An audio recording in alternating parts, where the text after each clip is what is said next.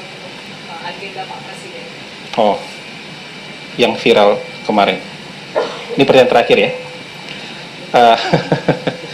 Jadi kita mungkin, negara kita, pemerintah kita, tanggal 28 atau 29 akan menerima kunjungan kenegaraan dari negara yang sangat penting, negara Perancis. Ini tentu sangat penting buat Indonesia. Setelah kemarin kita juga menerima kunjungan dari Perdana Menteri Tiongkok, negara yang juga sangat penting buat kita.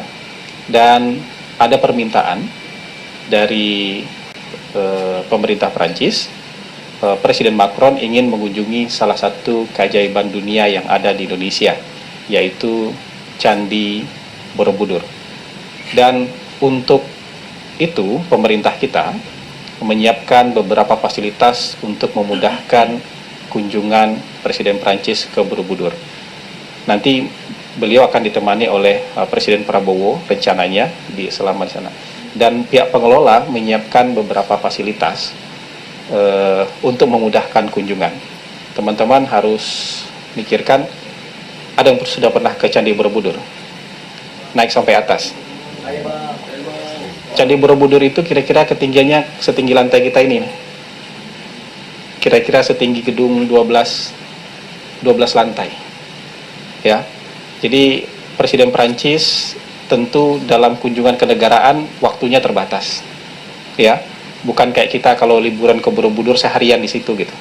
Waktunya ketat, waktunya terbatas, sehingga juga disiapkan fasilitas untuk memudahkannya agar bisa menapaki setiap lantai yang ada di tingkat yang ada di Borobudur. Pemerintah menyiapkan rem, ya, jadi semacam jalan setapak yang tidak pakai tangga untuk sampai level 4. Kemudian juga menyiapkan nanti namanya apa itu, stair lift.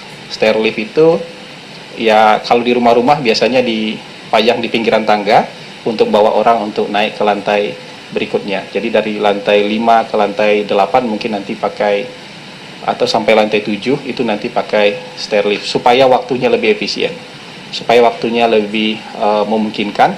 Dan nyampe di atas kan tetap dalam kunjungan kenegaraan ya. Kalau kita naik tangga ke lantai 12 ini kan keringat ngucur, dalam keadaan kecapean, bisa kusut. Nah, ini untuk lebih proper aja sebagai sebuah kunjungan kenegaraan.